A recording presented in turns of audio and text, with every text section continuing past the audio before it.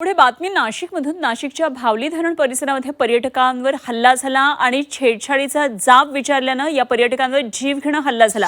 टोळक्याकडून पर्यटकांवर हल्ला करण्यात आला। 4 ते 5 किलोमीटर त्यांचा पाठलाग करून हल्ला केला आणि या हल्ल्यामध्ये एक पर्यटक जखमी झाला। वाहनाचं मोठं नुकसान झालं। अंबड पोलिसांमध्ये या संदर्भातला गुन्हा दाखल केला। या हल्ल्याची घटना मोबाईल कॅमेरा सुद्धा चित्रित झाली आहे। भावली पर्यटक मारहाण प्रकरणामध्ये आता 9 जणांना अटक केली आहे। यांना एक जण अजूनही फरार आहे। पोलिसांकडून त्याचा शोध सुरू आहे।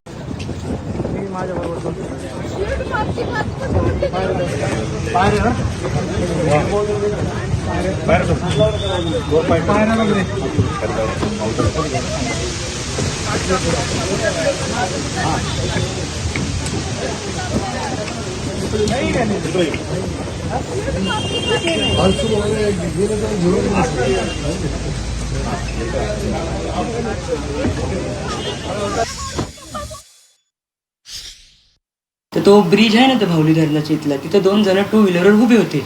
तर मी अशी वरतून आपली गेले नॉर्मली त्यांच्याकडं, मग त्यांच्या बाजूने चालले होते। तर त्यांनी शिट्टी वाजवली, तर त्यांनी कमेंट पास केली माझ्यावर। तर मी तिकडे जाऊन त्यांना 1-2 शिवी दिली की काय म्हटलं, तुम्ही लेडीजला हे काय करता, पब्लिक प्लेस आहे म्हटलं, तुम्हाला शोभतं काय।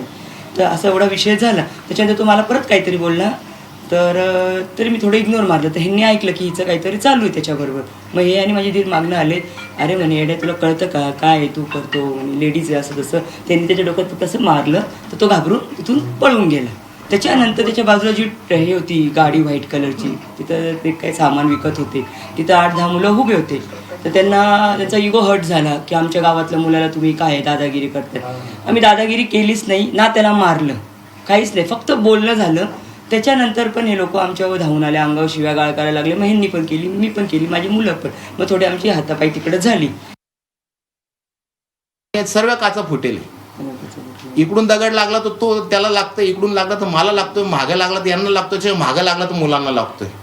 इतकं आम्ही म्हणजे 20 ते 30 किलोमीटर आहे ना, मरणच पाहतो।